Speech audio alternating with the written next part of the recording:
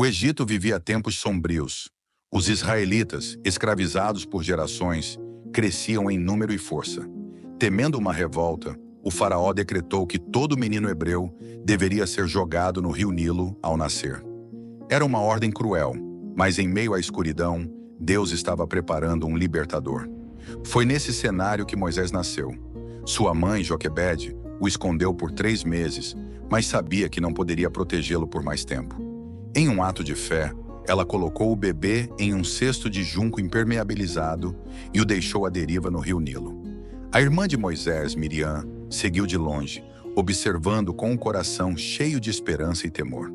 Então, algo inesperado aconteceu. A filha do faraó, banhando-se no rio, encontrou o cesto. Ao abrir, viu o bebê chorando e, movida por compaixão, decidiu adotá-lo. Miriam, corajosa e astuta, se aproximou e sugeriu que uma mulher hebreia cuidasse do bebê. Assim, Moisés foi entregue de volta à sua própria mãe para ser amamentado e cuidado até crescer. Ele foi criado como um príncipe no palácio, mas sempre soube de suas origens. No palácio, Moisés recebeu a melhor educação do Egito. Ele cresceu como um homem forte, instruído em liderança e estratégias. Mas apesar de viver como um egípcio, seu coração se inquietava ao ver o sofrimento do povo hebreu. Ele sabia que seu destino não estava no luxo do palácio, mas entre os escravos que carregavam o peso do império. Foi no Egito que a jornada de Moisés começou, mas era apenas o início de sua transformação. Deus estava moldando o homem que se tornaria o libertador de seu povo, mesmo que Moisés ainda não soubesse. Moisés, embora criado como príncipe, não conseguia ignorar o clamor de seu povo. Um dia, ao ver um egípcio maltratando brutalmente um hebreu, algo dentro dele rompeu. Em um impulso de justiça, Moisés matou o egípcio e escondeu o corpo na areia. Mas o ato não ficou em segredo. No dia seguinte, ao tentar apartar uma briga entre 2 hebreus, ele foi confrontado. Quem o nomeou líder e juiz sobre nós? Vai me matar como matou o egípcio? Essas palavras o atingiram como uma flecha. Moisés percebeu que seu crime havia sido descoberto, e o faraó agora buscava matá-lo. Ele não tinha escolha senão fugir. De príncipe do Egito, tornou-se um fugitivo, deixando para trás o conforto do palácio e o povo que desejava proteger. Moisés vagou pelo deserto até chegar à terra de Midian, um lugar árido e isolado. Ali, ele sentiu o peso de suas escolhas e o silêncio de sua nova vida. No entanto, em Midian, Moisés encontrou refúgio.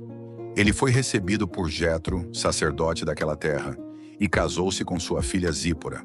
Aos poucos, ele assumiu uma nova identidade como pastor de ovelhas, uma vida simples e distante dos palácios de sua juventude. Por 40 anos, Moisés cuidou dos rebanhos de Jetro, subindo e descendo montanhas em um deserto que parecia vazio, mas estava cheio de lições. Foi ali, na solidão, que Deus começou a moldar seu coração.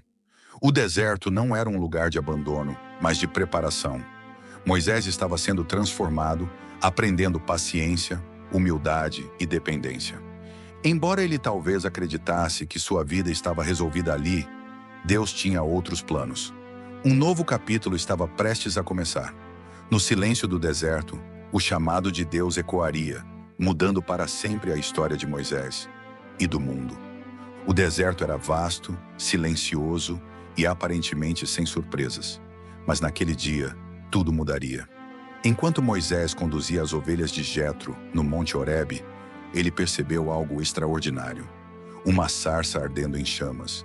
Mas havia algo ainda mais estranho. A sarça queimava, mas não se consumia. Curioso, Moisés aproximou-se para ver mais de perto.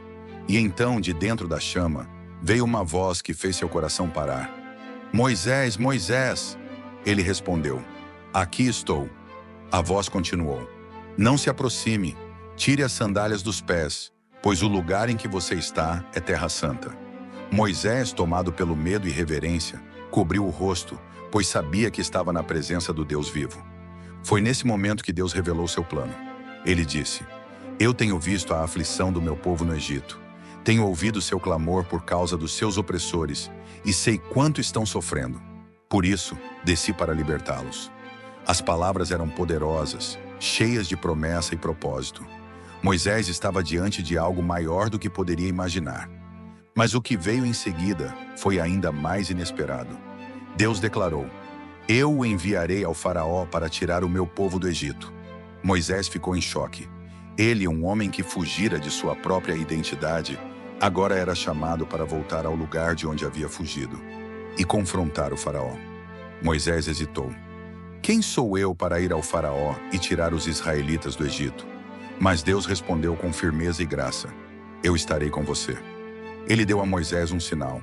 Quando o povo fosse libertado, eles adorariam a Deus naquele mesmo monte. Mesmo assim, Moisés tinha dúvidas. "O que direi se perguntarem quem me enviou?" Deus respondeu com uma declaração que ecoaria pela eternidade: "Eu sou o que sou. Diga aos israelitas: eu sou me enviou a vocês." A sarça ardente marcou o início de uma nova jornada para Moisés. Ele não estava mais sozinho, nem era o mesmo homem que fugira anos antes. Deus o havia encontrado e o chamado era claro: libertar seu povo da escravidão. Apesar de seus medos e inseguranças, Moisés aceitou a missão, confiando na promessa de que Deus estaria com ele. Com o chamado de Deus gravado em seu coração, Moisés voltou ao Egito. O medo o acompanhava, mas a presença de Deus o fortalecia. Ao lado de seu irmão Arão, que seria sua voz diante do faraó, Moisés enfrentaria o homem mais poderoso do mundo com uma mensagem direta e ousada: "Deixe o meu povo ir." Mas o faraó não era um homem que se curvava facilmente. Quando Moisés e Arão se apresentaram e mostraram o sinal de Deus, transformando um cajado em serpente, o faraó ficou impassível. Seus próprios magos replicaram o feito com truques, endurecendo ainda mais o coração do governante. Ele recusou o pedido e a escravidão dos israelitas continuou. Então começaram as pragas. Cada uma era um golpe direto nos deuses egípcios e no orgulho de Faraó, mostrando que o Deus de Israel era maior do que qualquer poder terreno. A água do Nilo transformou-se em sangue, enchendo o Egito de morte e caos. Rãs inundaram as casas e palácios, seguidas por nuvens de moscas e enxames de piolhos que atormentaram o povo. Mas o faraó continuava inflexível. Deus intensificou o julgamento. Doenças atingiram o gado, feridas cobriram a pele dos egípcios, e chuvas de granizo devastaram as colheitas. Mesmo assim, o faraó resistia. A praga seguinte trouxe nuvens de gafanhotos que destruíram o que restava das plantações, deixando o Egito em desespero. Então veio a escuridão. Por 3 dias, uma treva densa cobriu a terra, simbolizando a ausência de Deus e o juízo sobre o Egito. Ainda assim, o faraó não cedeu. Ele continuava a desafiar o Deus de Moisés, endurecendo seu coração a cada praga. Finalmente chegou a última e mais terrível praga: a morte dos primogênitos. Deus ordenou que os israelitas marcassem suas portas com o sangue de um cordeiro, para que o anjo da morte passasse sobre suas casas. Aquela noite foi marcada por um luto profundo em todo o Egito, quando os primogênitos foram tirados, incluindo o filho do próprio faraó. Foi essa tragédia que finalmente quebrou o faraó. Ele chamou Moisés e disse: "Leve o seu povo e saiam do meu país." A libertação que os israelitas esperaram por séculos havia chegado, mas a jornada estava apenas começando. Deus havia mostrado seu poder, mas agora Moisés precisaria liderar o povo rumo à terra prometida. O Egito estava em ruínas. O faraó, quebrado pela perda de seu filho e pela devastação causada pelas pragas, ordenou que os israelitas partissem. Com pressa, o povo reuniu suas coisas e saiu, levando consigo os tesouros que os egípcios lhes deram como um ato de desespero. Depois de 400 anos de escravidão, o povo de Deus estava finalmente livre.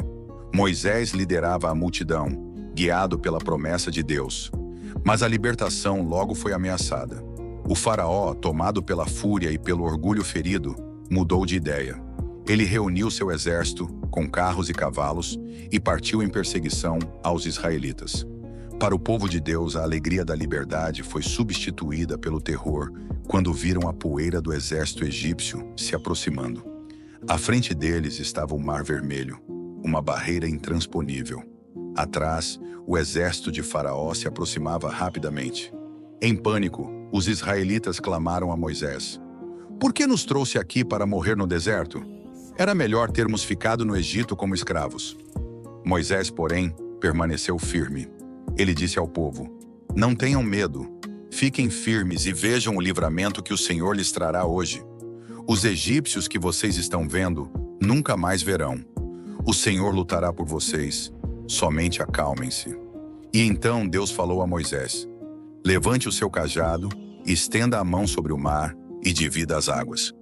O que aconteceu em seguida foi um dos maiores milagres da história bíblica. Moisés ergueu o cajado e o vento poderoso de Deus soprou sobre o mar, dividindo as águas e formando um caminho seco. De um lado e de outro, enormes muralhas de água se erguiam, enquanto o povo atravessava em segurança. Os egípcios, determinados a capturar os israelitas, entraram no caminho seco com seus carros e cavalos. Mas Deus os confundiu. As rodas dos carros começaram a se soltar e o pânico tomou conta do exército. Quando os israelitas chegaram ao outro lado, Deus ordenou a Moisés que estendesse novamente a mão sobre o mar. As águas voltaram, engolindo os egípcios e destruindo o poderoso exército de Faraó. Do outro lado, o povo de Israel celebrou. Eles haviam testemunhado o poder de Deus de forma extraordinária. Moisés e sua irmã Miriam lideraram cânticos de louvor, proclamando: O Senhor é a minha força e o meu cântico. Ele é a minha salvação. O Senhor é guerreiro. O Senhor é o seu nome. A travessia do Mar Vermelho não foi apenas uma vitória física, mas uma declaração espiritual. Deus havia mostrado que Ele é o único Salvador, capaz de libertar seu povo contra todas as probabilidades. Mas a jornada estava longe de terminar. O deserto os aguardava, com novas provas de fé e dependência. Depois da vitória milagrosa no Mar Vermelho, Moisés liderou o povo de Israel rumo ao deserto. Eles eram livres, mas a liberdade trouxe novos desafios. O deserto era implacável, e logo a falta de água e comida levou o povo a murmurar contra Moisés e Deus. Apesar das reclamações, Deus não os abandonou. Ele forneceu maná do céu, codornizes para se alimentarem e água que brotou da rocha, provando que ele estava com eles em cada passo da jornada. Finalmente, após meses de viagem, os israelitas chegaram ao sopé do Monte Sinai, o lugar onde Deus faria uma aliança com seu povo. Moisés subiu o monte e lá, no meio de trovões, relâmpagos e uma nuvem espessa, Deus falou com ele. A montanha tremia e o som de uma trombeta celestial enchia o ar. Era um momento de reverência e temor. Deus instruiu Moisés a preparar o povo. Eles deveriam se purificar e se santificar, pois o próprio Deus desceria para falar com eles. No terceiro dia, o Monte Sinai estava coberto de fumaça, pois o Senhor havia descido em fogo. O povo, vendo o espetáculo grandioso, tremeu de medo e ficou à distância, enquanto Moisés se aproximava da presença divina. Foi ali, no cume do Sinai, que Deus deu a Moisés os 10 mandamentos, as leis que guiariam o relacionamento entre Deus e seu povo, e entre os próprios israelitas. Escrito em tábuas de pedra pelo próprio dedo de Deus, esses mandamentos eram mais do que regras. Eram a base de uma aliança sagrada. Mas enquanto Moisés estava no monte, o povo, impaciente com sua ausência, caiu em pecado. Eles construíram um bezerro de ouro e o adoraram como seu Deus, um ato de traição que rompeu a aliança antes mesmo de ser plenamente estabelecida. Quando Moisés desceu e viu o que havia acontecido, sua ira foi grande. Ele quebrou as tábuas de pedra e confrontou o povo por sua idolatria. Apesar disso, Deus mostrou misericórdia. Ele ordenou que Moisés subisse novamente ao monte para receber um novo conjunto de tábuas. Mais uma vez, Deus reafirmou sua aliança com Israel, demonstrando que sua graça é maior do que os erros do povo. O encontro no Monte Sinai marcou um momento crucial na história de Israel. Deus não apenas libertou seu povo da escravidão, mas também estabeleceu um relacionamento íntimo com eles, guiando-os como um pai guia seus filhos. Moisés, o mediador entre Deus e o povo, tornou-se um símbolo de fé e obediência, mesmo em meio a desafios imensos. A libertação do Egito e a aliança no Monte Sinai marcaram o início de uma nova identidade para os israelitas. Eles não eram mais escravos, mas o povo escolhido de Deus. No entanto, a jornada pelo deserto não seria fácil. Apesar dos milagres que haviam testemunhado, o povo frequentemente sucumbia ao medo, à dúvida e à rebelião. O deserto era um lugar de provação. A escassez de comida e água levou os israelitas a reclamar várias vezes, dizendo que preferiam ter morrido no Egito. Mas em cada desafio, Deus provou sua fidelidade. Ele enviou maná diariamente para alimentá-los, água de rochas para saciar sua sede, e uma nuvem durante o dia e uma coluna de fogo à noite para guiá-los. Mesmo assim, a rebeldia persistiu. Quando chegaram às fronteiras da Terra Prometida, Moisés enviou 12 espias para explorar a terra de Canaã. Eles voltaram com relatos sobre a fertilidade da terra, mas também sobre os gigantes que a habitavam. O medo tomou conta do povo, e eles recusaram-se a entrar, desconfiando das promessas de Deus. Como consequência, Deus decretou que aquela geração vagaria pelo deserto por 40 anos, até que todos os que haviam duvidado fossem substituídos por uma nova geração de fé. Durante esses anos de peregrinação, Moisés enfrentou desafios como líder. Ele intercedeu repetidamente por um povo que constantemente desafiava a Deus.